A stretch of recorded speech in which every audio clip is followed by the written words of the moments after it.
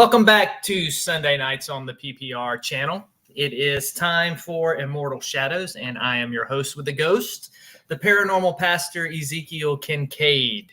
And so if you're joining us for the first time on Sunday nights, it is a night where we have been going through the book of Revelation, and we are at a very pivotal point in the book, and that is what we're going to be talking about coming up on the show here in a little while. And hopefully Bethany will be joining me in just a little bit, because for those of you who saw Tuesday night's show, you know that we had a game specifically for Bethany that she played, and she did pretty well. She still won a prize.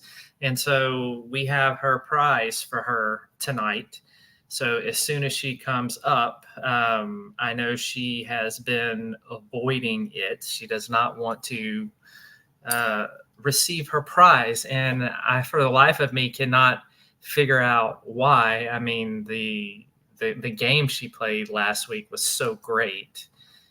She loved it so much. So I can't understand why she would not want to be here for her prize. So we will give her a little time to get up on here on the panel. So I see we got Dustin in the chat. Hey, buddy. And PW. Yeah, like Bethany needs to come on here, PW, and be congratulated and receive her prize that she won. Yeah, Dustin. And that pic you sent me, Dustin, the same type of that I have as well. So we'll plan for that. If it comes in Tuesday, we'll both plan to wear ours Tuesday night. How about that?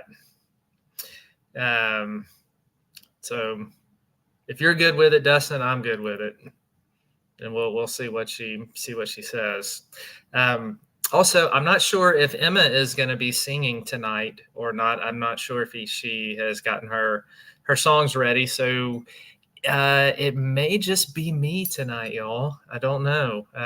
So y'all may just have to endure with me. I'm not sure if we're going to have music, and who knows, Bethany will show up whenever she shows up. I am sure. But Tuesday night, this past Tuesday night, if you haven't gone back and watched the show that we did, go back and check that out. We had a show on the Hepta group out of Spain, and one of their cases called The Monk's Trunk, and they had made a movie about this particular case on Netflix called Phenomena.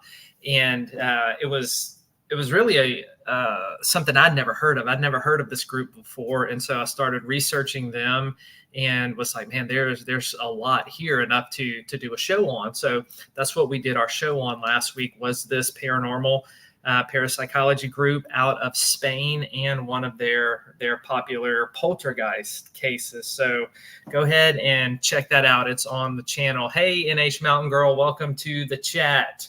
Thank you for coming to hang out with us.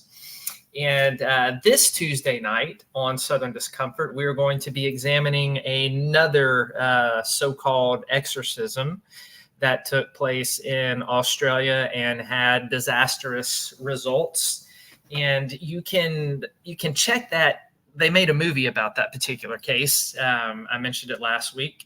It is on Tubi, and the movie is called Godless. So if you want to know a little bit about what we're going to be talking about Tuesday night, get on Tubi and check out the movie Godless, and it'll pull up. You'll know exactly which one I'm talking about, this exorcism case. So that's what we're going to be looking at Tuesday for the show. But tonight we are going to be in the book of Revelation, and we are probably about at the halfway point, just a little bit over the halfway point. Chapter 12, we'll talk about here in a minute, takes is a real transitional part in the book. And so we're going to get into some really interesting stuff here over the next month. We're going to be tonight looking at John's vision of the woman and the dragon. In this whole upcoming section, this is when we're going to look at the beast coming out of the sea. We're going to look at the number 666. We're going to look at the false prophet. We're going to be looking at the whore of Babylon. So a lot of interesting imagery coming up over the next month or two. So you're definitely going to want to check these shows out. Hey, Henry, welcome to the chat, man. And Bud Files too. Thanks for coming to hang out with us on Sunday night for Immortal Shadows. While we are waiting on Bethany, I texted her and she has not responded yet. Just wanted to remind everyone that if you haven't gotten over to Godless and checked out some of the Southern discomfort issues that I have out, be sure to go ahead and do that, especially my latest. This is an exorcism story called The Exorcism of Ezra Fogg. It takes place in a monastery in Manchester, England in the late 1800s. And I've mentioned it on the show in the past, and it is an exorcism story, but there's a lot more going on. There's some ancient documents. There's a well at the bottom of the monastery that has some deep supernatural powers and some paranormal things going on at the bottom of this well. And part of having to figure out this exorcism, the main character, Father Silas, has to go down into this well in order to figure out some of the things and secrets of what he needs to make this exorcism successful. So lots of intrigue in this one. Also some different creatures in it as well. It's not really your normal possession story. It's got a lot of other cool things in there. So you can get that on Godless. And then Tuesday night, I will be showing you the cover for the July Southern Discomfort issue, which is a cult-based one. It's called Cult of the Mother God, and it's kind of along the lines of what people call daylight horror. So if you've ever seen the movie Midsummer, it's kind of like that. It's not a lot of very nighttime spooky stuff. All the horror takes place right in the daytime. So it's a little different than the cult stories I've done in the past. So I'm really excited about this one, and I'll be sharing the cover for that with y'all on Tuesday night. Let's see if I missed anybody in chat. I think I've said hello to everyone. All right, y'all. We're going to go ahead and jump into the book of Revelation. And I guess when Bethany comes on, she will come on. And we may take a break mid-teaching for me to annoy her for a little bit if she comes up here. But let's go ahead and get into the teaching for tonight.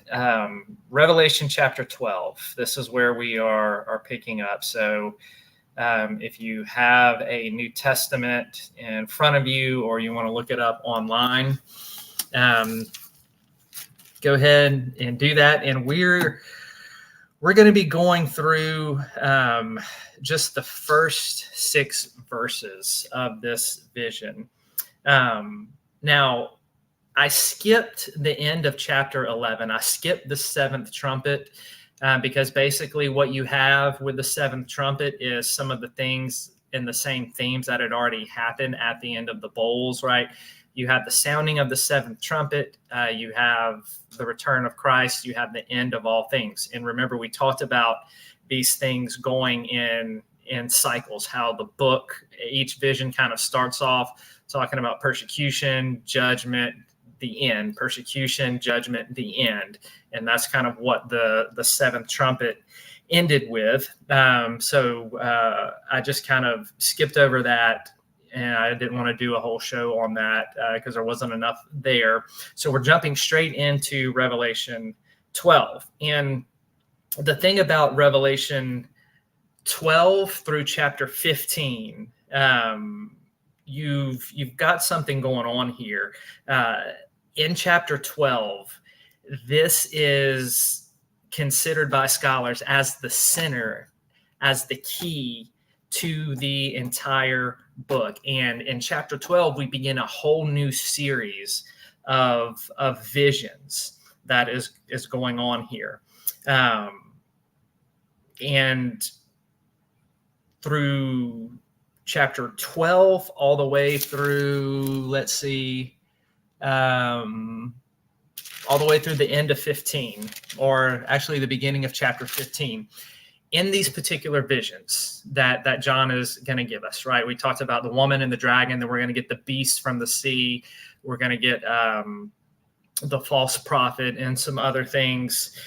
The visions are basically divided up into a bunch of different categories, right? And the first one, scholars divided into, you have the conflict of the dragon and the woman and her offspring.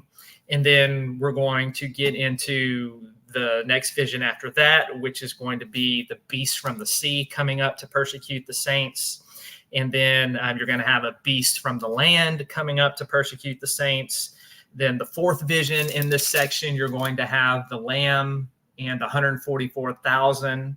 And then you're going to have a proclamation of the gospel, and then a harvest of the earth, and then the saints' victory over the beast. So that's how this whole next section of visions unfolds. And so what this is doing, all right, so John has explored some themes through chapters 1 through 11. Now, in chapters 12 through the end of the book, he's going to go explore those themes again, except for a deeper level. He's going to, this is why it's called revelation. There's an unveiling. So he's going to lift the veil for us some more in these chapters and take us deeper into these themes of persecution and conflict and spiritual warfare and judgment and the coming of Christ. He's going to take us a little deeper into some of these things. This new vision in chapter 12. Remember when we're dealing with the book of Revelation, that all of John's imagery is coming from the Old Testament, and that he is really big on the Exodus narrative about the children of Israel being freed from Egypt and brought into the wilderness. He's revisited that theme. He's going to revisit it again here in this section tonight. So let's go ahead and look at some of these verses here. There's a lot in this section, but what I'm going to do, and like I've been doing with this book, is I'm just giving you some bits and pieces. We're not diving all the way into the deep end. I'm giving you some bits and pieces to help understand and give you just a little bit of an introductory to this book and to these visions, because I know a lot of our listeners and the people who watch this don't have a background in Christianity, don't have a background in Christian studies or New Testament studies or anything like that. And a lot of what you have heard on the book of Revelation is coming from a different perspective. And I've mentioned this before, a lot of what's taught out there in the mainstream media about this 7-year tribulation, about the book of Revelation being only for this time period right before the end, and how you have just this interpretation of a lot of the things in the book being literal. I'm giving you a different viewpoint. I'm giving you something, one of the main points that is propagated by some of the best New Testament scholars out there. So because this is new, because this is different, I'm just giving you a little bit to scratch the surface, to get your feet wet, to give you a little introduction on how to look at these images and understand it and what this particular viewpoint is. So with that said, let's go ahead and look at these first few verses in chapter 12. The woman and the dragon. A great and wondrous sign appeared in heaven. A woman clothed with the sun, with the moon under her feet, and a crown of 12 stars on her head. Let's stop right there. I'm going to just go through this one verse by verse, through these first 6 verses. So here, John gives us one unfolding vision in chapter 12. He tells us that a great and wondrous sign appears in heaven. And then he's going to go ahead and unpack this sign for the rest of chapter 12. So what we're reading in chapter 12, though it has some subsections, this is one continuous vision. And it starts off here with a woman who is clothed with the sun, with the moon under her feet, and a crown of 12 stars on her head. All of this imagery is linked back to the Old Testament. Some of you may be familiar with the story of Joseph in the book of Genesis. Joseph had his coat of many colors. If you remember, he was the one who was persecuted by his brothers. He was thrown into a pit, and then he's eventually sold into slavery, and then things run its course, and he becomes second in command and comes almost to the throne. He's under Pharaoh. So it's this really rags to riches type of story. Well, Joseph has this dream, right, about the sun, the moon, the stars all bowing down to him.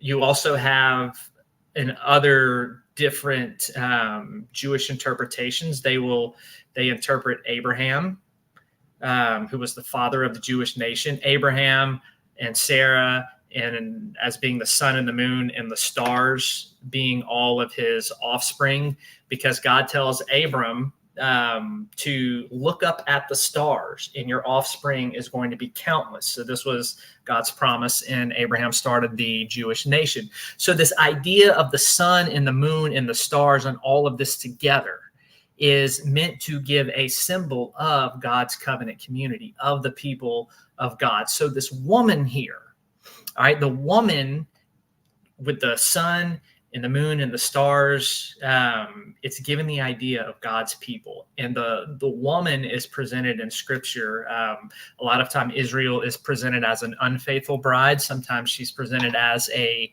faithful bride, and she's presented as one who is crowned with a royal diadem on her head. And so this imagery here is meant to show forth God's covenant community. And John is kind of giving us what scholars call a telescopic view of what's going on here. He's starting out in the past, and then he's going to kind of jump to the future of the Messiah. But this lady here, she is meant to represent God's faithful people from the time of the Old Testament all the way into the time of the New Testament.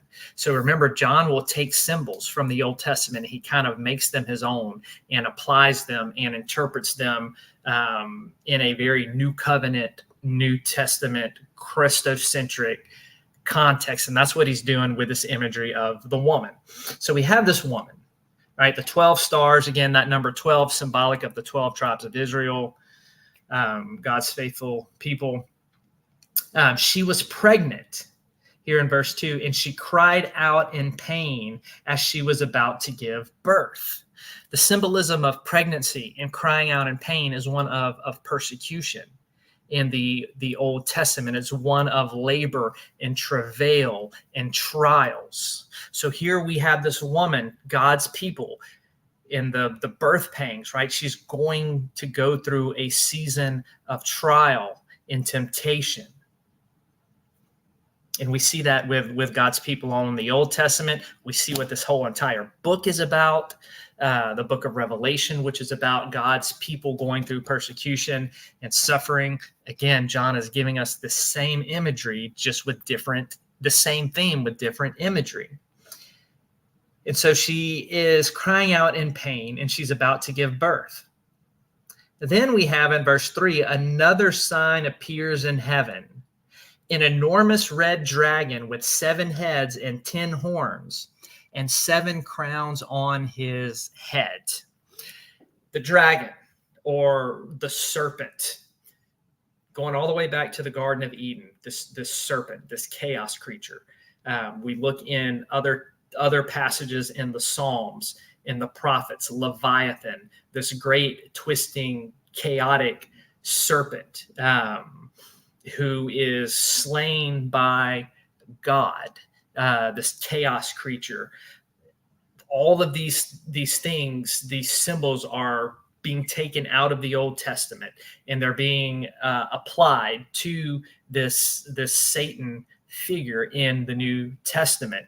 And everything here with this dragon, this serpent, this also gives us connection to Israel and their deliverance from Egypt, because the serpent in Leviathan is connected to God's war against Egypt and the victory and deliverance there. And so John is taking all of this Old Testament imagery of this dragon, and the 7 heads and the 10 horns represents the dragon's completeness of oppression and power, and the 10 horns is his false authority and his false power that God is going to give him over his people to persecute. So we have this woman, she's crying out, she's in labor, and then we all of a sudden we see this other sign, a dragon that comes into the mix. And it says about this dragon. Now,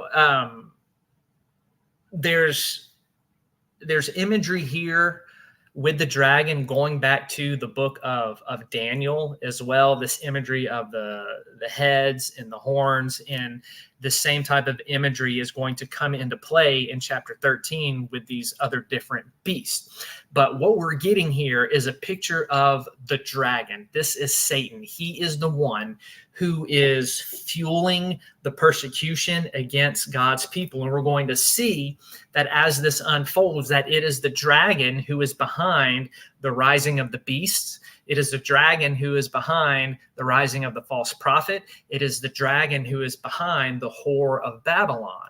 And so it is the red dragon here, Satan himself, that is empowering everything that is going on in the world against the persecution of the saints, according to John. And so remember how I told you we're slowly pulling back this veil.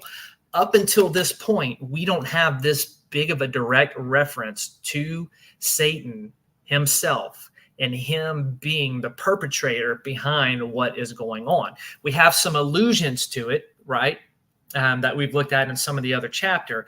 But here John is saying, let's take the veil back a little bit more, and I'm showing you who is the one fueling the persecution and inspiring the persecution. It is none other than the dragon himself, who Paul calls the prince of the power of the air, who is behind all of this and pushing it all forward. And it says here in verse 4, his tail swept a third of the stars out of the sky and flung them to the earth. The dragon stood in front of the woman who was about to give birth so that he might devour her child the moment it was born. Now, stars. Let's go back and think about stars again. If we go back and not just looking at the Old Testament imagery, but let's look at the context right now. If you go back and you think about what we've looked at in chapter 1, the stars drew this connection between the divine and human, right? Stars were represented as messengers, but they were also meant to represent the people of God and the churches. The angels were the stars, were the messengers. And you see this connecting between the angels that protect the church and the church itself. They're intertwined together. However, given the fact in the context that the stars here, just a few verses earlier, are representing the people of God, there's no reason to think that this imagery is changing here when it says that Satan sweeps a third of the stars out. Now, there are some people who interpret this as Satan taking a lot of angels with him and causing an angelic rebellion, kind of a primordial rebellion. But a lot of the best New Testament scholars do not see it this way. They see the stars as referring not to angels, but as to the people of God, the covenant community, which fits in the verses that we looked at and the symbolism that we just looked at, as the moon and the sun and the stars and the woman all representing the people of God. So the image here is not of Satan gathering angels and rebelling to fall with him. The imagery here is a persecution of the saints. And another key thing that this is persecution and not him gathering angels is the fact that he says, that John says, that his tail swept a third of the stars out of the sky. Now, this is for the people who have been paying attention. Think about something we have looked at in the past imageries in this book. There were demons that had power in their tail to afflict. Here we have this tail imagery again. So the idea is anytime we're seeing this tail connected to the demonic, it is to afflict and to persecute. And so this is what has happened. Satan is taking his tail and hitting the stars. And it is the same idea of when the demons afflicted with their tails and against the stars, it's showing that Satan is going to persecute the people of God. And that's what's going on here. And then we see him standing at the ready to take forth this male child. And again, it's not hard to understand what this means. Like the faithful community, the Messiah was coming from the community. So this whole idea of the woman giving birth to a male child, this is talking about Jesus. And the rest of this passage confirms that. She gave birth to a son, a male child, who will rule all the nations with an iron scepter. This is messianic language. This is pulled from Psalms and other places in the Old Testament that were specifically used as messianic prophecies in expecting the Messiah and applying to the Messiah. So it's pretty self-explanatory who this male child is. And her child was snatched up to God and to his throne. Right, this is a reference to the death and resurrection of Jesus. So the dragon wants to destroy this child, but he can't. The child is snatched up. The dragon thinks he has it. This is all symbolic to the death and resurrection of Jesus. What happens on the cross? He dies. Satan thinks he's got the victory. Christ rises from the grave, and then Satan is left wondering what just happened and how he was defeated. But now, the woman, it says, fled into the desert to a place prepared for her by God, where she might be taken care of 1,260 days. This is going to be the last verse that we look at tonight. The woman flees into the desert to a place prepared for her by God. We've talked about the desert, or the better translations would be wilderness. Hey, Mayhem and Miracles, welcome. Glad that you're coming and hanging out with us. The wilderness, we've done shows about it in the past, right? This was the place of of demons, of sin, of temptation and trial. Again, the Exodus language here, right? What happens after the children of Israel brought out to Egypt? They're brought into the wilderness for a time of purification and testing. And they go through all kinds of trials and testing during this wilderness period. However, there's other imagery about the wilderness also, of this place of protection, because God brought the children of Israel into the wilderness to protect them from Egypt. And so this wilderness imagery is an idea of both protection and trial. And so the woman here, the people of God, after the resurrection of Jesus, the imagery here, the woman representing the church, that she goes into this wilderness place. And we have she's there for 1,260 days. This same number that's been coming up in this book, which is a symbolic number that is representative of the time of Jesus's resurrection all the way to his return. This idea of the last days from the book of Daniel, this whole time period from the resurrection to the second coming. That all is encompassing the last days. That's the 1,260 days, the Messianic kingdom in the book of Daniel. So the church, God's people, are going into a wilderness from the time of Jesus's resurrection all the way to the time of his second coming. And in this wilderness period, this is a place where they are both protected and preserved by God, but where they are also going through temptations and trials. And this is John's message to the people of God in the book of Revelation, is that in this world, you are going to have trials and tribulation. And the dragon is the one behind that. The dragon is the one inspiring the trials, and inspiring the persecution, inspiring the attacks. But we also have the other perspective that he is under God's rule, and that the church and God's people, they are preserved by him, because the wilderness is also, though it is a time of trial, it is also a time of preservation, and it is a time of protection. And so the trials that they are going through is meant to purify their faith and prepare them for eternity.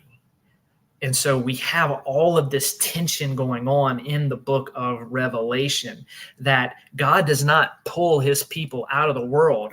This whole rapture theory that, God is just going to take Christians out of the world and not allow them to go through any hardship and difficulty. That's nowhere to be found in the book of Revelation. The idea of the book of Revelation is that God's people are going to go through trial and suffering and hardship, but God is going to preserve them through it, and they need to remain faithful under temptation. They need to remain faithful under persecution. They need to remain faithful under the attacks from the dragon. They need to remain faithful under the attacks of the world. They need to remain faithful under the attacks of false Christians and false religion and false believers. And we'll get into that with the rise of the false prophet here in a few weeks. But this is the imagery here with the woman in the wilderness. She is in conflict with the dragon. And the people of God are going to be in conflict with the dragon until the return of Christ. Now, what we're going to get into next week is some more imagery of the dragon and his war in heaven. So we're going to finish out chapter 12 next week as we continue to look at more of the woman and the dragon and the conflict that they have because of the male child, and the conflict that they have just because they are God's bride.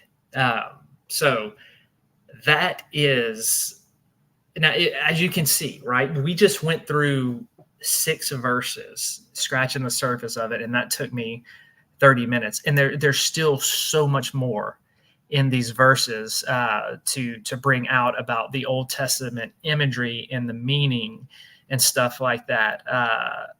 And I say all that to say it's just to show you how deep and rich this book is, that we're just scratching the surface in this study to kind of give you a just kind of an orientation to the book and to some of this imagery, and try to recorrect some of the bad teaching that has been out there with this particular book. So I hope that y'all found this insightful. And we are going to continue to pick up our study next Sunday night with chapter 12. But I did want to remind everybody, for those of you who didn't know, Dustin's birthday was Friday. So everybody in chat, y'all wish Dustin a happy late birthday. They did a live stream for his birthday a couple days ago on Friday. But for those of you who missed it and didn't get to tell him, it's not too late. Y'all go ahead and tell Dustin happy birthday, how much you love him and appreciate him for all that he does for this channel, and for being just such an awesome dude and a great friend, and letting me loose on the channel and having a show. So thank you for that, Dustin. We appreciate you, buddy. I guess Bethany is not showing up tonight. I thought she would. I didn't think she would want to miss out on the fun. Okay, Dustin, you sent me a picture. What did I miss?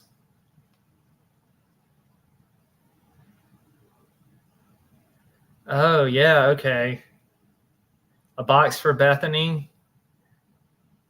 Art the Clown Terrifier collection of cards. Okay. Yeah. How did I miss that in the chat? I don't know how I missed that, Dustin. I guess I did when you said that earlier. Oh, look, there it is. I see it now.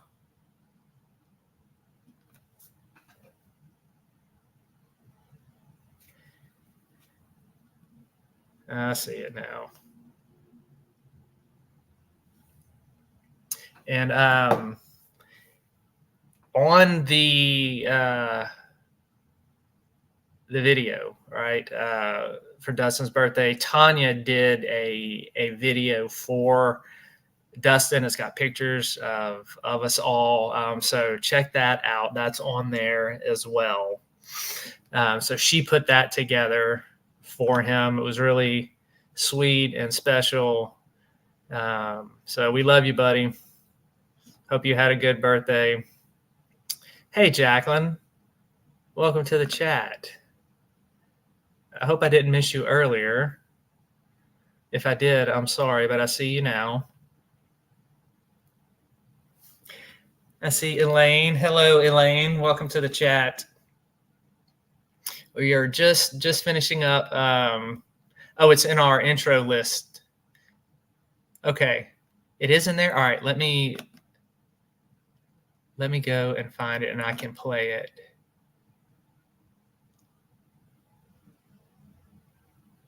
Ah, there it is. All right. I'm going to play y'all the video that that Tanya made. So here we go. It's for Dustin. You're my sweetest addiction. You're my strongest inspiration. And I love you. It's true. There's no mountain I could not climb as long as you are mine. And I thank you for being you. I'll be your best friend.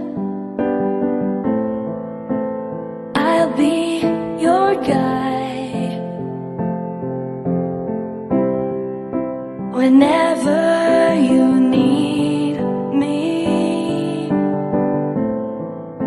I'll be by your side. I love you more and more and more each day. I love you more and more and more than I can say. You're my sweetest addiction, you're my strongest inspiration, and I love you. It's true, there's no mountain I could not climb as long as you are mine, and I thank you for being you. Been waiting for you all my life. All right. So that was the video that Tanya did. She did a great job on that. So I hope y'all enjoyed that. And again, happy birthday, buddy. We love you.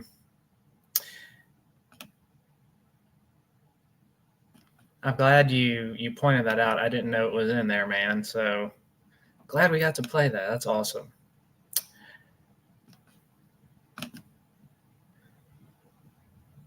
Okay, it's on her channel too. Yeah, all right. Y'all can go watch it on yobaby's channel, on Tanya's channel too. It's up there as well. Well, that is really all I have got for tonight. I know we went a little shorter than normal. Bethany wasn't here, and Emma did not have some songs. So we're going to go ahead and wrap it up. But we will be back Tuesday night for Southern Discomfort. And we're going to be talking about another supposed possession case that goes horribly wrong. I hope you have your Kleenexes out for this one, because the way that it ends is just absolutely horrible. And it's going to make you angry and sad and cry all at the same time. So you don't want to miss Tuesday's show. And then also, Dustin, you're going to be hopefully starting up Haunted and Beyond this week too, correct? On Fridays? From what I recall. But that will be the plan, to hopefully go live at 1 p.m. Eastern. Yes, I got the confirmation. So hopefully we will have 3 shows for you this week. Tonight, and then Tuesday night, and then Friday at 1 Eastern for that. Tuesday night is going to be 8 Central, 9 Eastern, as always, for Southern Discomfort. So that is a wrap for tonight. We're going to close it out with our inspirational video that our dear Dustin has made, like we do every week.